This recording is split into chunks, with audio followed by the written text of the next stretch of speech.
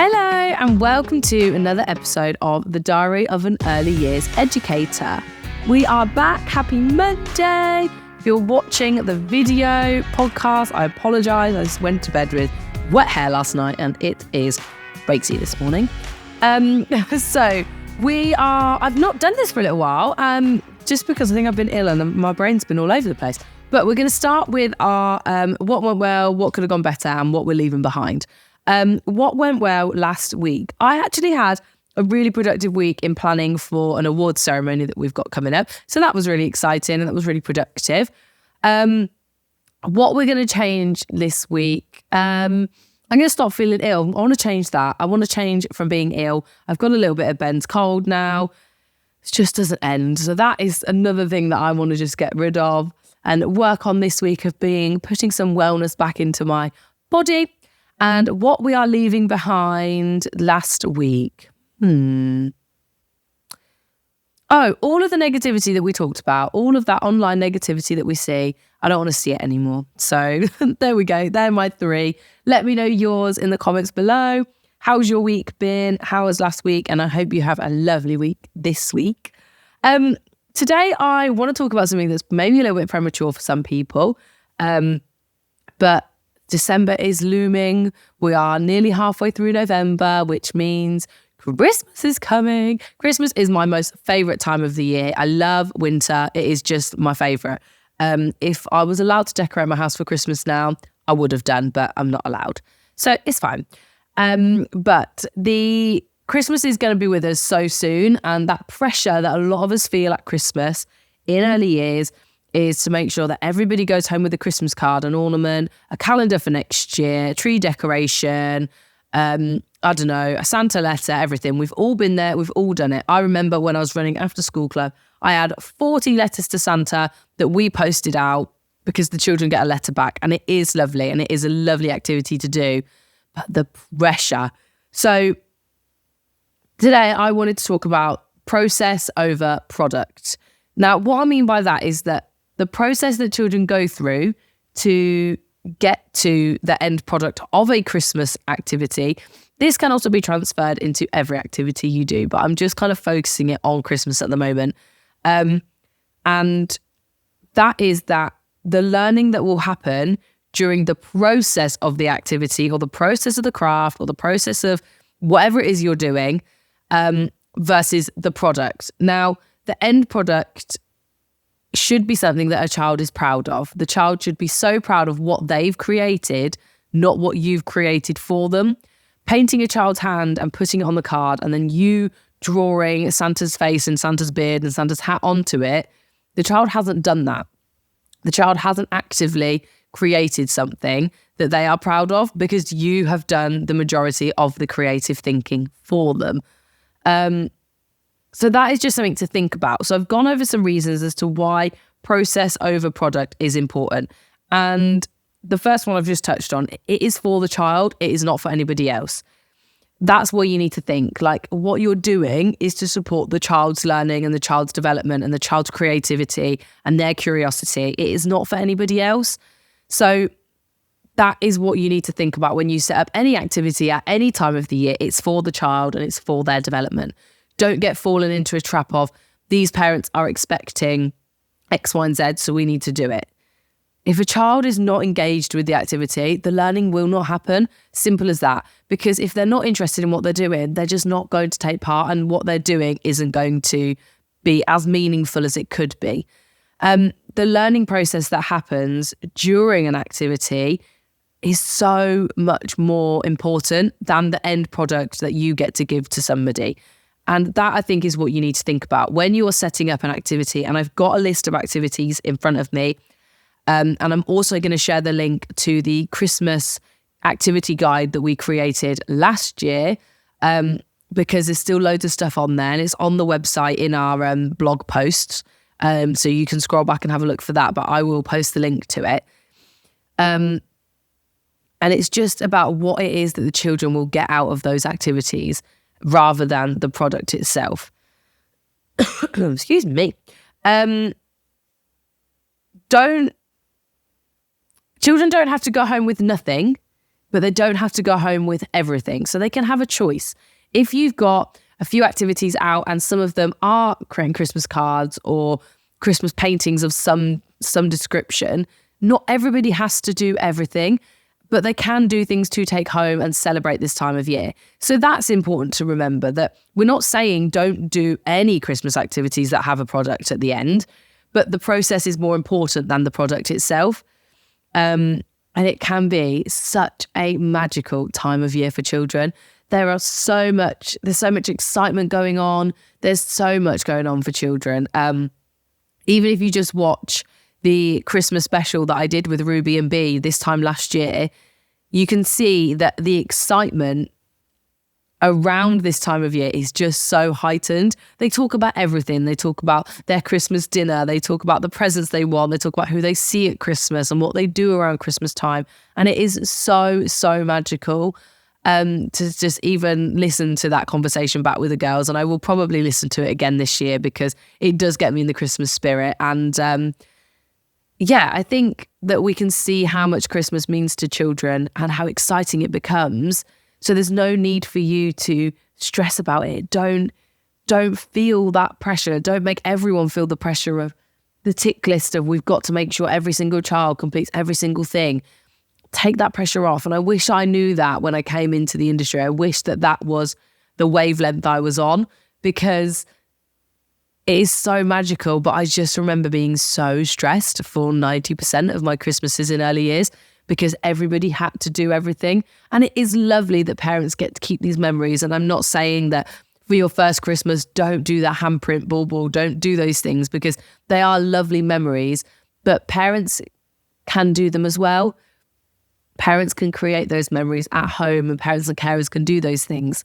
In the setting, the learning doesn't stop. Ofsted might come out to you on Christmas Eve and you can still have your Christmas theme, you can do all these things, but the learning still needs to be there. So that's something we have to kind of remember. It doesn't mean the fun is taken out. It doesn't mean we can't celebrate. It doesn't mean we can't have the best time. But don't stress. Christmas can be the best time of year. It also can be a really difficult time of year for a lot of people. And I talked about that a little bit on last week's podcast about positivity and things. It can be either or for people. For me personally, I love Christmas, but I've also got family members that don't like Christmas as much. And for me, it's finding the magic in every point you can during Christmas. It's listening and dancing around to the Christmas music. One of our cooks has declared Christmas already. She's got the Christmas radio on in the kitchen, and it just instantly put a smile on my face. Because I'm not allowed to do that anywhere else. So I'm just going to stand in her kitchen and have a little Christmas dance when I can already. But it's so lovely, and people wear their Christmas outfits and children get so excited to show you their Christmas jumpers, and there's Christmas jumper day and you can have Christmas pajama day. Like, it can just be so lovely. So don't feel the pressure to make everybody create something perfect.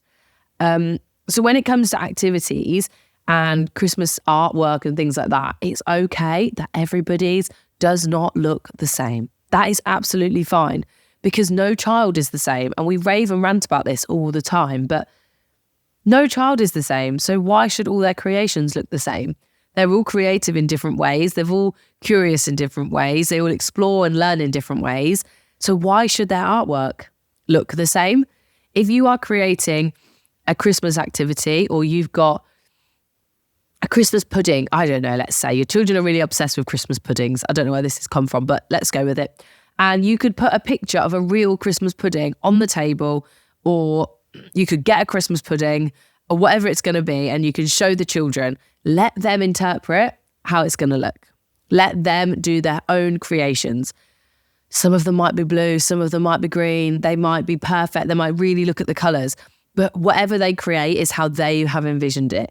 So you can give an example of what the real life thing looks like, but not everybody's creation is going to look the same. And if they did, the world would be so boring. If we all viewed things the same, if we all were curious and creative in the same way, it would be really rubbish, because we would just be all the same people, and that would be no fun. So just remember that, as well as the process.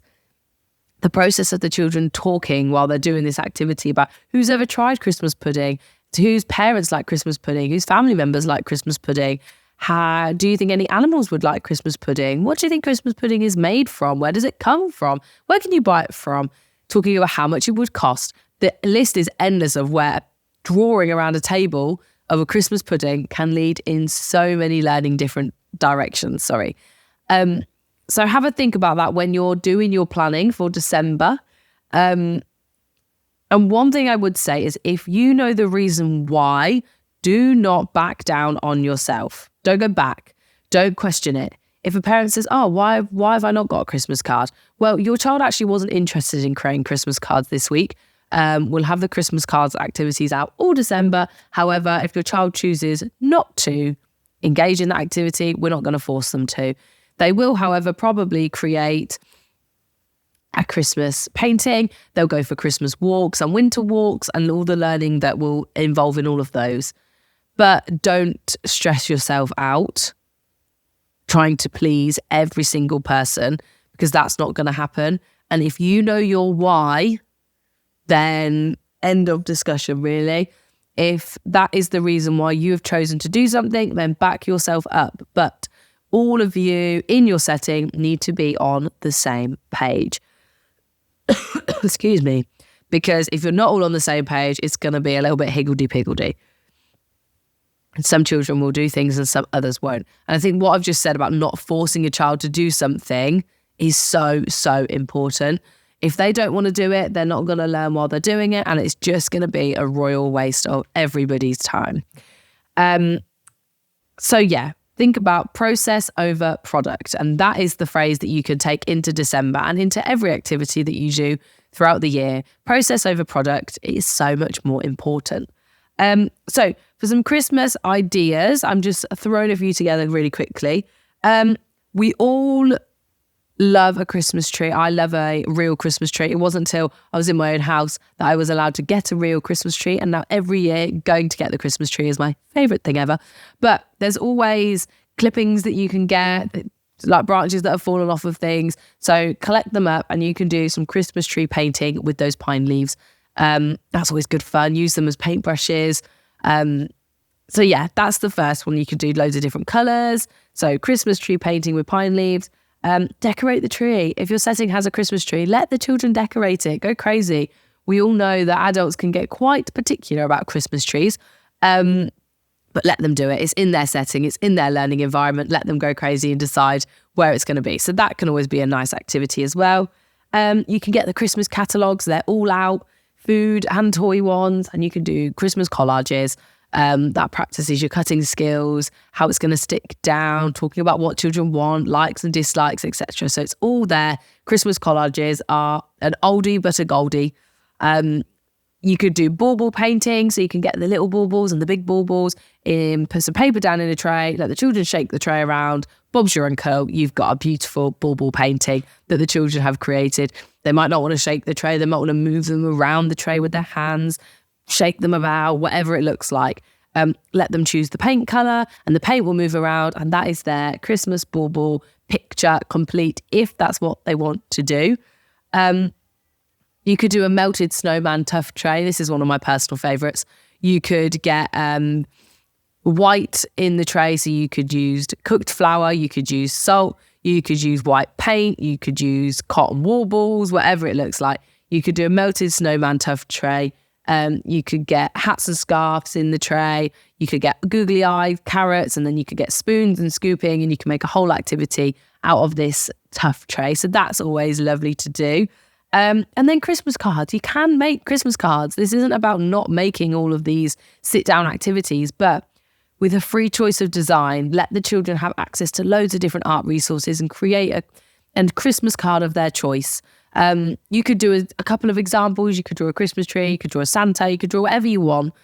And then let them choose the design and let them decide who it's for. That's always a really tricky one, because there's always a key person in that child's life that you would assume they would want to do it for, but they might tell you they want to do it to a grandparent or a friend or the dog.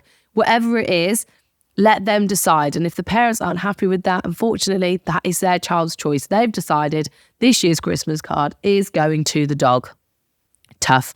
That's who they wanted to do it for. And I bet they'll be so excited to show the dog that Christmas card. So yeah, that is process over product. Now, for me, what are we? It's the 11th of November today. So I think that actually we should all start getting in the Christmas spirit. It's too early for so many people, but I bloody love it. So this week, for my sort of personal segment, I kind of want to discuss Christmas movies. Ben hates Christmas movies. He's a Grinch when it comes. He loves Christmas, can't stand a Christmas movie. And I've got a few that I love, and I don't know about anyone else, but I love crappy Christmas movies. I love them so much. And last year, the award for best crappy Christmas movie went to the Netflix movie that Lindsay Lohan did, where she lost her mind and forgot who everybody was, and it was just so bad. It was so good. So I think she's doing another one this year, which is very exciting.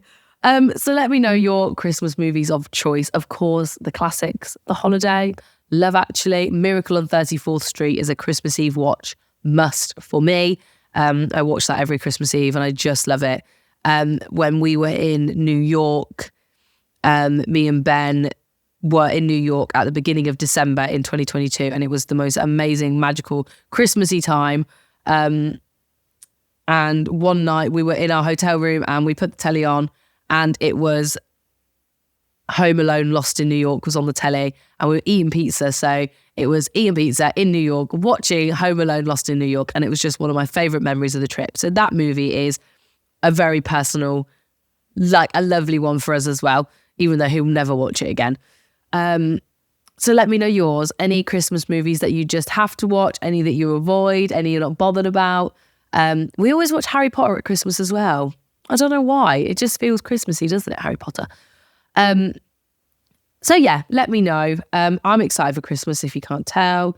I will promise that not every podcast leading up to the end of December will be Christmas themed, but I thought I'd get this one in early to just remind you that the process is more important than the product. So yeah, on that note, I will leave you. Have a lovely rest of your week.